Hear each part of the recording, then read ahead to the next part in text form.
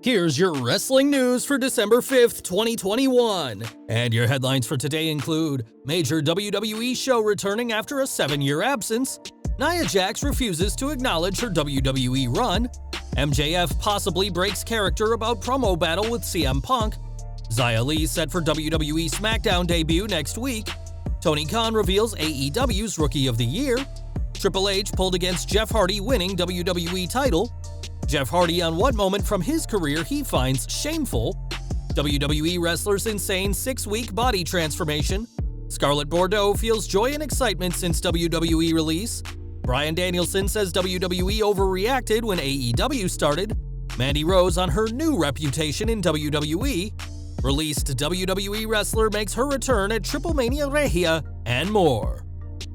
We're kicking off today with WWE, who last week filed a trademark for the ECW name, sparking rumors that the Extreme show could be getting a huge focus in the coming year. Now, another blast from the past may be set to return, as WWE has filed a trademark for Tough Enough. This filing was made on November 30th and comes 6 years after the last season. The 2015 season was won by Josh Brettel and Sarah Lee, both of whom had little success in WWE, but that season also featured future superstars such as Mandy Rose, Sonya Deville, Chelsea Green, and Patrick Clark. The Miz and John Morrison were both discovered on earlier seasons, and we'll have to see what WWE has planned for the reality show now that they own the name once more. Last month, WWE released Nia Jax from her contract, which was explained by the company as due to budget cuts.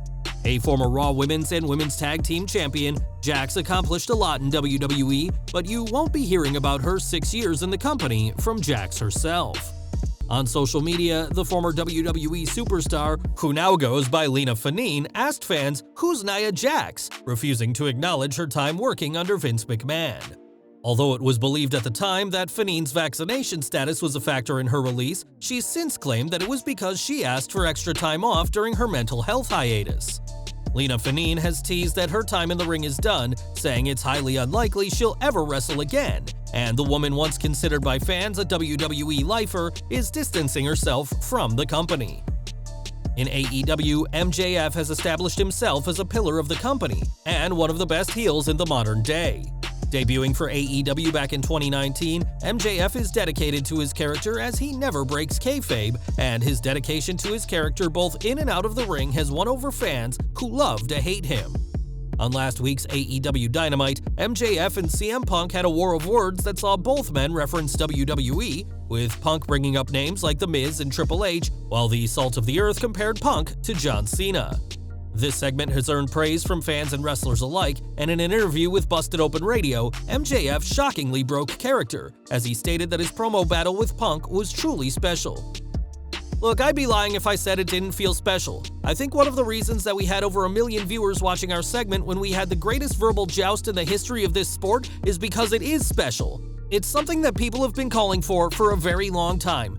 CM Punk was considered the greatest guy on the stick of his generation, and I'm considered to be the greatest guy on the stick of mine. That's exactly what it was. It was special." Although Punk may be considered one of the best talkers ever, Bully Ray has said that MJF could eviscerate the former WWE champion on the mic, and we'll have to see where this feud goes after last week's strong start. More from AEW as the company will soon crown its first TBS champion, a mid-card title for the company's women's division. The inaugural TBS champion will be crowned on January 5th to coincide with Dynamite's move from TNT to TBS, and fans are interested to see who will become the history-making first TBS champion. Speaking with Busted Open Radio, Tony Khan spoke about the tournament, saying it's been great so far and works in favor of Dynamite's future. "A number of people have come up to talk to me about that lately, and I'm so glad that so many people have liked it. When I sat down and put the bracket together, I really felt like it would be a great way to build towards Dynamite making that huge move at the end of the year to TBS. I think it has only created more anticipation for the move. I'm very excited about the semifinals." Khan also highlighted Jade Cargill and her abilities to be one of the most dangerous women in the ring, and bestowed a huge accolade on her, saying, "The crazy thing is, when you see Jade, not only is Jade a beautiful woman, but one of the most dangerous and powerful competitors in pro wrestling. I think Thunder Rosa is going to have her hands full in the semifinal with Jade. I think she's clearly the Rookie of the Year. I think she is definitely one of the favorites to potentially be the TBS champion. The winner of Rosa vs. Cargill will face the winner of Nyla Rose vs. Ruby Soho in the finals next month, and as AEW's Rookie of the Year, Cargill could be a favorite to earn the accolade of the first AEW TBS champion. At Armageddon 2008, Jeff Hardy won his first of 3 world titles in WWE, capturing the WWE Championship in an explosive triple threat. Defeating then-champion Edge and Triple H, Jeff's victory was the culmination of years of hard work and fan support, but not everyone wanted to see Hardy win the big one. Speaking on the Ariel Helwani show, former WWE writer Freddie Prinze Jr. said that Triple H didn't agree with making Jeff the champion, saying, "Hunter did bring it up and everybody else was cool with it. Nobody had said anything, and I'm sitting in there getting nervous. And Triple H says, 'Are we really going to trust the championship with this guy?' That's when I knew that was a sniper bullet, man." Jeff wasn't trustworthy as a champ. It was a feel-good moment for fans, but it wasn't a sustainable one. Hunter is about sustainable championship runs because that's bankable and reliable money for the company. His philosophy was sound then, and it's still sound now, and I just know I pushed hard on that one because I thought it was worth it. Despite the game's objections, WWE pulled the trigger on Hardy's title win, but it was a short reign for the charismatic Enigma.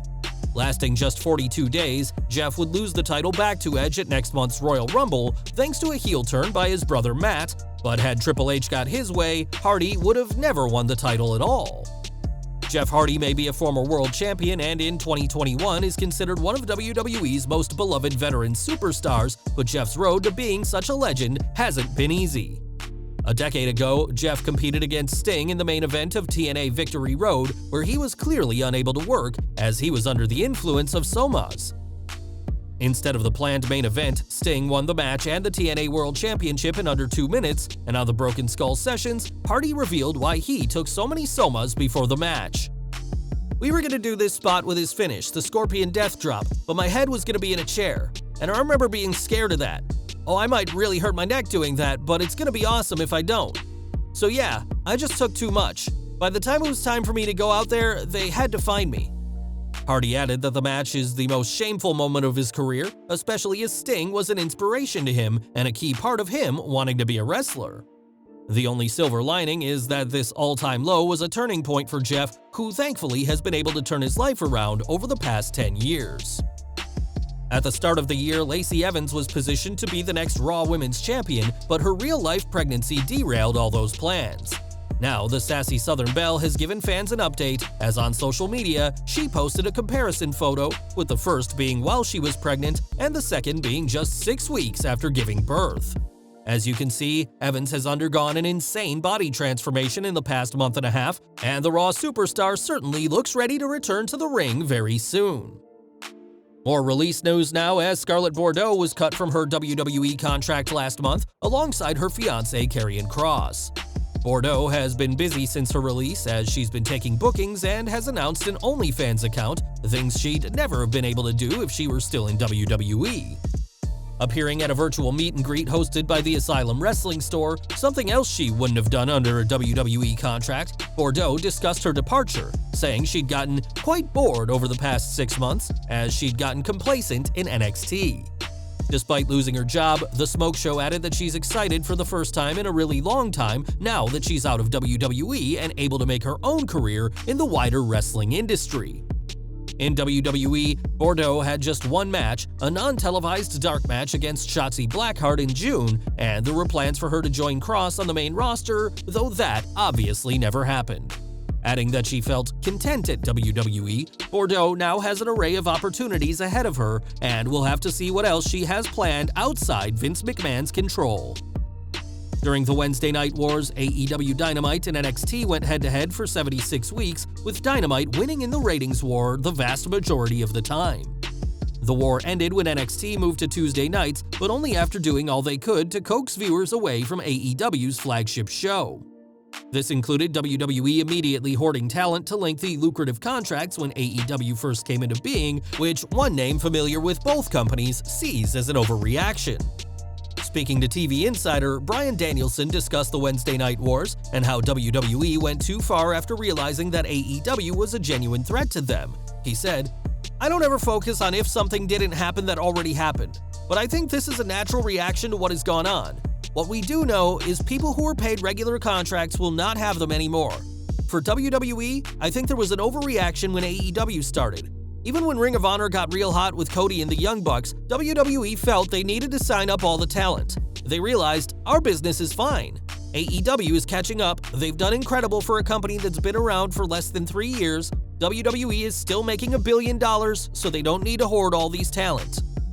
WWE's days of signing up tons of talent to keep them away from AEW are long gone, as now the company is all about cutting contracts to save money.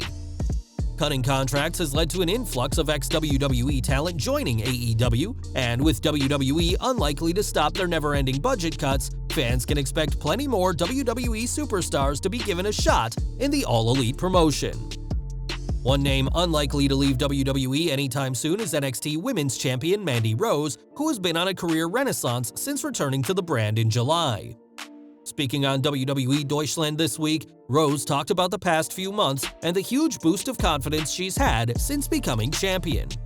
Rose added that recruiting Gigi Dolan and Jacy Jayne alongside her decision to change her hair was part of what she called a reinvention of herself, and she now feels she's a little more respected across the entire WWE. Tonight, Rose, alongside Toxic Attraction and Dakota Kai, will step into War Games against Raquel Gonzalez, Cora Jade, Io Shirai, and Kaylee Ray, and the NXT Women's Champion will no doubt earn plenty more respect in WWE by competing in the Dangerous match. And we're ending today with Taya Valkyrie, who was released from WWE last month and has now returned to AAA.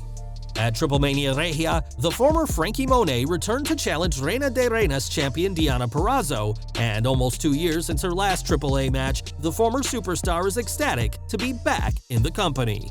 Well guys, that's our news for today. Please share your comments below. Also hit the like button, subscribe to our channel, and hit the bell icon to receive all notifications. And as always, thanks for watching.